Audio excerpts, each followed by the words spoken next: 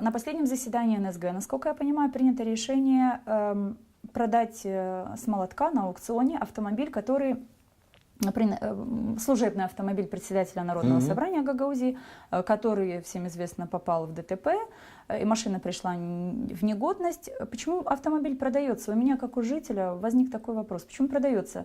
Автомобиль был застрахован, его можно... страховая компания делает автомобиль. Так это как раз страховая компания покупает его и новую машину. Как покупает? Ну, так. Секундочку, на аукционе? Во-первых, каска, Аукцион только объясняем. объявлен? Ну, так получилось, что страховая компания, по-моему, купила. Или дочернее предприятие, не помню. Но это все равно уже Народному собранию он не нужен. То есть автомобиль не нужен больше председателю Народного собрания? Кать, да слушайте. Пожалуйста. Во-первых, страховка, каска, да? Где-то 85% стоимости машины возмещает, так? Да. Продается вот это, сейчас с аукциона продают, разницу еще ставят и покупают точно такую же новую машину. И все. Секундочку. Объясните мне, пожалуйста. Принято решение о том, что выносится на продажу эта машина. Правильно. Затем будут потрачены из бюджета дополнительные деньги. Почему из для бюджета? Того... А откуда? 25%. Страховая откуда? компания возвращает. Вы говорите сами 85. Ну правильно, 15, а не 25. Мне очень интересно, как уже определился 15, покупатель. 25. Потому что прошел тендер. Я, насколько понял, тендер прошел, мне сказали, что тендер прошел и купили. Разницу, вот эти 15%, что не хватало, купили, отдали.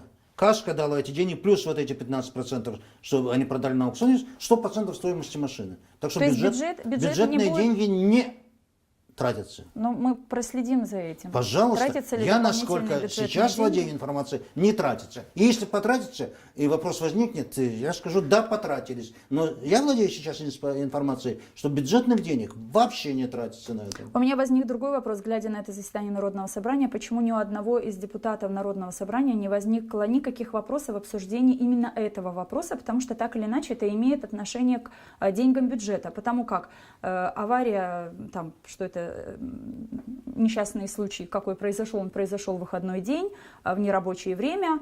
То есть этих вопросов почему-то депутаты не обсуждали тогда, когда... Почему депутаты не интересуют эти вопросы? Конечно. Вот смотрите, я когда вообще...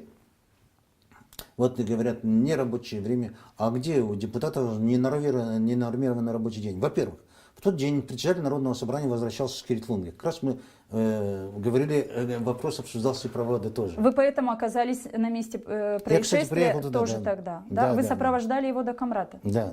Потому что в 11 часов вечера, когда это случилось, ваш автомобиль был возле этого автомобиля. Правильно, я приехал тоже в Комрат сюда.